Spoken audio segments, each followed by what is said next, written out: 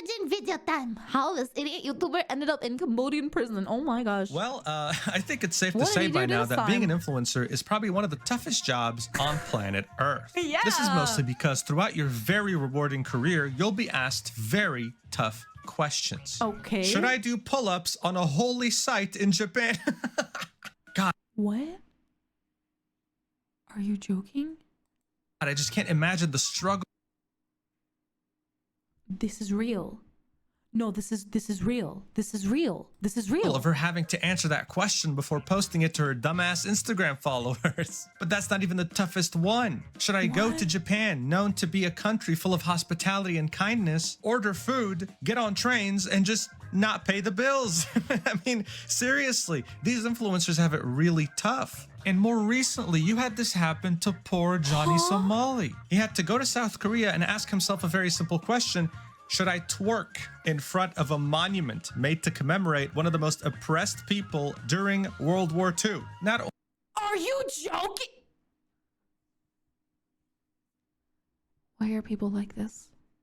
Why are people like this for like just a few seconds of fucking fame? They do this type of shit. only are people getting so tired of these dumbass influencers and their antics, but they're also very tired of countries not taking those things seriously. Johnny, for example, committed crimes in Found guilty and effectively banned. Good! Good! Get him out of there. Japan, but never faced any jail time. He only got banned from the country, disappointing many people. But the story we're going to be talking about today not only is way worse than anything I've mentioned so far, but it also had massive consequences. It's about how two Taiwanese influencers went to Cambodia thinking that as influencers they can do whatever they want.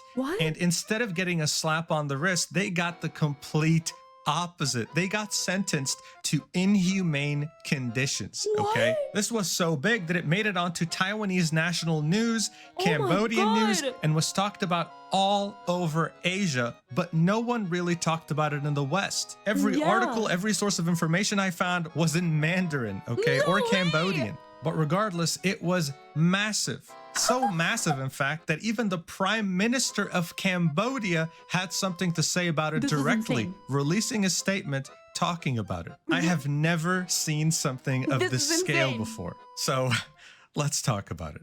The main influencer at the center of this incident goes by the name of Goodnight Chicken, a 31-year-old Taiwanese man. His content mostly revolves around him live streaming himself in abandoned or haunted buildings. This is obviously nothing special. Many people do this same type of content and it's very hard to stand out. But in 2020, he had done exactly that, even though he wasn't really planning on it. While live streaming himself in an abandoned hospital, he came across a corpse half hanging on the ceiling and ran away in fear. This actually ended up solving a missing persons case. The police got involved, the government got involved. It turned out that this person had been missing for a long time and he had helped solve this case. This was on national Taiwanese news. He was praised for it and was able to build a following from it. This in turn allowed him to start earning more money and travel outside of Taiwan for content. Like for example here, he's going to Malaysia and he also went to Japan. For 2024 though, he had his sights on Cambodia. Cambodia is a country in Southeast Asia, known mostly for its beauty and monuments. But that wasn't why Goodnight Chicken was interested in it. No, it was more grim than that. Around summer 2023, the United Nations published a report estimating that around 100,000 people were trafficked from other Asian countries into Cambodia in order to work against their will in scam call centers, saying that most victims are men from Asia, but some have come from further afield, such as Africa and Latin America.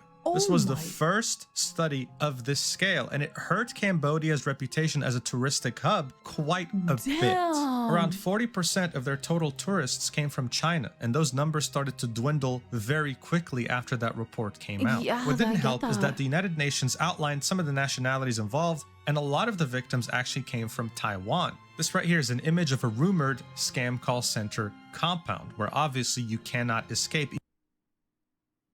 That's a jail. That is a fucking jail. They've got the windows beamed up everywhere and there's even if you wanted to, look at all the barbed wire. Seeing that this was massive news in Taiwan, Goodnight Chicken saw an opportunity in this. What if I went to Cambodia and documented this, tried to explore these buildings and show everyone what was happening behind these walls in those compounds? Terrifying shit. Because of this, he specifically went to the Prea Sihanouk province, more specifically its capital, Sihanoukville. To many, this is where you could find some of the prettiest beaches in Cambodia, and to others, this is where you could find a lot of the scam call centers that lured people in and trapped them. Goodnight Chicken was betting everything on this. After landing in Cambodia on February 12th, 2024, Goodnight Chicken started up his live stream as he usually does. This time though, he was whispering, claiming to be in one of those scam call center compounds. Let's watch. But then he was caught. He attempted to run away, but you could hear him struggle to leave. There was a person chasing him carrying a flashlight. Some viewers zoomed in, tried to up the brightness to see who that person is, and they detected a military uniform.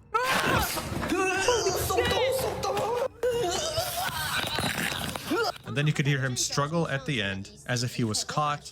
The live stream ended there. Oh my god! So obviously, you watch something like this and you'll worry. You're thinking, oh, wait a second, was he caught like all these other Taiwanese men that were brought into Cambodia? Are they going to torture him? Are we ever going to hear from him again? Well, they didn't, at least not for the entire evening after this live stream, not until the next day. This time, though, it wasn't from him. It was from his friends and his wife sitting in the middle right here, saying that they were very concerned, saying that this has to be solved as soon as possible, that they were very worried. And this, of course, added more fuel to the fire. The viewers were also just as worried. Now, of course, there were some skeptics asking, why are you out here live streaming? Why aren't you contacting the consular services, the police, etc.? These skeptics were calmed down when another influencer friend of Goodnight Chicken from Taiwan live streamed himself saying that he would never joke with his own life, doubling down on the idea that this is very serious, that everyone should be worried, that there was no room for being skeptical. Things intensified even more when the governor of the province that Goodnight Chicken was in posted 4 images of him on Facebook saying, if you guys see a person that looks like this, please contact me immediately. Even the police and the government was now on this. I mean, they're already struggling with tourism. They have a high-profile Taiwanese influencer show up to their country, claim they're being kidnapped. Holy shit, man. Get everyone on this. This was a matter of national reputation now. That's insane. But as you might have guessed, things got even more intense. The next day, a live stream just starts all of a sudden on Goodnight Chicken's channel, and it's him running. Watch. 拔腿狂奔，还不时回头看他是直播主晚安小鸡，到柬埔寨凯博园区直播，自称遭人袭击后被控制行动。他们拿电击棒，我身上所有钱都被他们拿走了。 As you can see, his clothes are ripped. He showed bruises. His head is half shaven, and the things he claimed are so insane that we can't just skip over them. Here's what he said translated. He claimed that he was controlled by multiple gunmen throughout the night, was tortured with electric shock batons, and was robbed of $3,000 to $4,000 US. Didn't you guys say that you heard like a taser during that point where like the live stream cut off? You said that you heard like electric sounds, right? This was all while he had a record number of viewers. This all started out with some dude sneaking through a building that he shouldn't have been in to now a national, governmental, and political issue on a global scale, all right? This wasn't just about some country's issues, all right? Taiwan was indirectly involved in this because, I mean, this is one of its high-profile citizens. Cambodia took this very, very seriously. But some of Goodnight Chicken's viewers weren't taking it as seriously anymore. The skeptics resurfaced, and this time they had proof.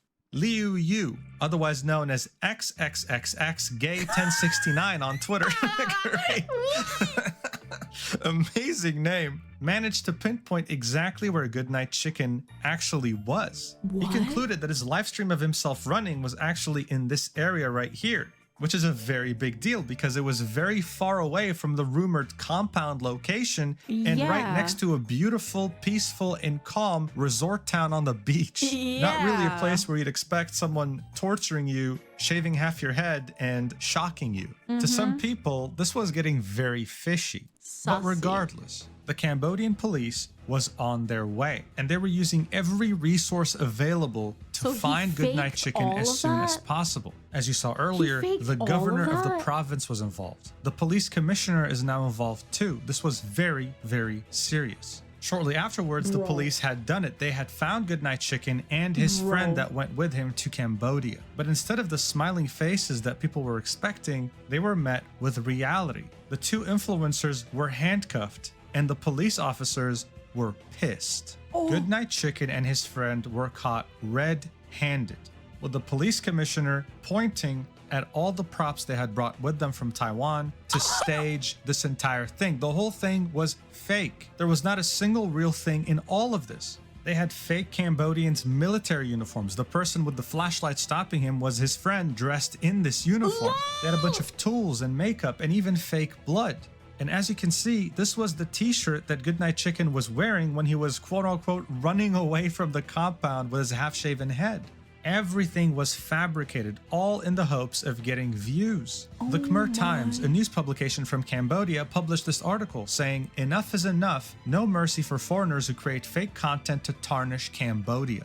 It was becoming more and more evident that these two influencers weren't just going to get a slap on the wrist. No, this was going to have very serious consequences. This new reality only started to really sink in when they were in handcuffs. This is why they proceeded to bow down an apology, because they realized, wait a second, we're actually screwed. Yeah. Watch. 省长，王小鸡、陈仁川及鲁竹贤在这边向柬埔寨的省长跟你说真正的抱歉。非常对不起。គ្រប់អាដាមស្ថាប័នខេត្តបានការសុំទោស Wow, they want to bow on the floor. Please give me a chance. This is even funnier because of how ridiculous he looks with his shaved head. Like, Yeah. this is a disaster. It took 3 days, okay? 3 days to convict them and send them to jail. It was extremely quick. They were sentenced to 2 years in Cambodian jail, which is one of the worst jails you can go to. There were, of course, some concerns over the fact that they might have not gotten full due process, that there was no proper trial, no proper human rights. But I'll be honest with you, this was definitely the minority. The majority, including Taiwanese, were very happy that they were getting the punishment that they deserved for playing with their audience's emotions and tarnishing the entire image of a country already going through a very bad image problem. But regardless, some people were very concerned about this, that they even reached out to the Prime Minister of Cambodia, offering yet another detail of Goodnight Chicken's life, which of course made him only look worse. Cambodian Prime Minister Hun Manet spoke out about the crime committed by Taiwanese internet celebrity Goodnight Chicken. He said, "Someone called me the day before yesterday to help these two people, telling me that these two young people should be released because they still have a sick mother to take care of in Taiwan, but I denounced the statement on the phone. If their mother is sick, then they should take good care of their mother at home instead of going to other countries to ruin their reputation and cause trouble. So I say they should be sentenced more severely because they're unfilial sons." This kind of selfish behavior not only hurts Cambodia, but also discourages tourists from visiting Cambodia and causes people to lose their income. Hong Manet also warned any internet celebrities who want to come to Cambodia to make fake videos to gain internet popularity, "We will take strict actions just like the two people from Goodnight Chicken. They will serve 2 years in prison and be blacklisted, permanently banned from entering Cambodia." So the Prime Minister himself had something to say about this, and he doubled down on it, telling anyone else who might have the same idea, if you come here and do the same thing, not only will you be permanently banned from visiting, but you will also be going to jail. So again, I just want to show you how the Taiwanese were reacting to this. On the post from the governor of the province involved, where he was asking, "Hey, anyone have information about this guy? Tell me immediately." The comments are, they're self-explanatory. "Please let him go to jail." Or, "As a Taiwanese, I am deeply sorry for the issues caused by this Taiwanese individual in Cambodia. I hope that he will face the most serious consequences for his actions. Please believe that the majority of Taiwanese people are well-mannered and differ from him." So this is why, even though the conviction was extremely fast and might have broken some human rights, no one really had any sympathy or even pity for him. The Cambodians were furious that someone was harming their reputation for clout. Well, not only that, like, you have to understand that he might be doing like ghost and haunted house like content and shit like that. But when it comes to ruining the trust of their viewers like completely and doing something that is utterly illegal and just a complete lie for views and money, of course that's going to ruin his image in his country as well. And all of his viewers that did actually support him would be like, bro, what the fuck?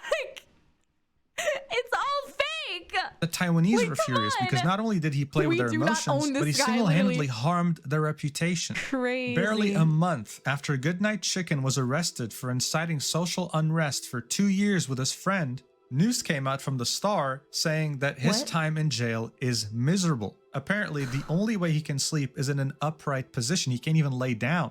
This is because he's in a cell with 150 different inmates, all crammed up together. According to the Cambodian League for the Promotion and Defense of Human Rights, Oh my they God. describe Cambodian prisons as severely overcrowded and having abysmal living conditions. Wait, that's People so in prison bad. have to routinely make informal payments for basic necessities like food, space to sleep, and family visits. And here's a drawing of how a cell looks like. An actual image would probably get me demonetized. So this drawing right here kind of shows you how there's barely any space. This is why you don't want to end up in a Cambodian prison cell. You ask any time. No, but like, isn't it also like, dude, this is so unhygienic in the sense of like, if any one of these people is sick, it's going to spread like a wildfire and everyone is going to get sick in a moment of like hours/days. This entire cell is just gonna be like a fuck fest of people coughing on each other and like just people like, nah. To end up in a Cambodian That's prison cell. insane. You ask any Taiwanese person and they'll probably know exactly what you're talking about when you mention Goodnight Chicken. This incident was just that big on a national level. It prompted many conversations about how far influencers will go, with people asking themselves, why do we even bother accommodating such disrespectful people who only do these things for views? And today, the world is asking itself the same question. Why do we continue to accommodate these people? Why did Japan not go the whole way like Cambodia did and jail this idiot for multiple years? 'Cause they're Why did nicer. Israel not do the same thing too? Because by the way, Johnny Somali also got arrested there after Japan and now he's in South Korea. Is it purely because of his American passport or are countries simply not equipped to deal with such things? Who knows? I personally hope he gets jailed for multiple years, and in the case of Goodnight Chicken, I hope it serves as a reminder to all these influencers that they are not immune to the law just because they have some followers on Instagram. They end up making all foreigners look bad, and I personally don't want to be grouped up in the same group as someone who uses a holy site in Japan to do pull-ups. Anyway, we'll see what happens. Thank you so much for watching this video till the end. I Damn, that was appreciate that so insane. much. I'll see you in the next video, whenever that is, and yeah. love you. Mujin with Mwah. another banger video. Dude, the fact that Mans went all like out of his way to fucking translate all of this for us, because all of this was in Chinese or like Taiwanese, whatever this was, right? Mandarin, I don't understand the like a lot of differences between the different symbols, but like, bro, the fact that he went to translate all of this for us and make the video, absolute giga chat. Thank you so much, Mujin. Thank you. Banger. Here you go. Here's the link. Thank you so much, YouTube videos, YouTube Kikos. Oh my god, for watching the video. I can't fucking speak right now. This was actually insane. I really hope that like just social media influencers in general, influencers are going to learn that you can't just fuck with other countries like this. One thing it is like doing this in your own country and being all weird and crazy, but like going to different countries for the sake of making content like this should not be okay. Like, this is ridiculous. Thank you so much for watching. I really hope that this is gonna end sometime soon. Yep.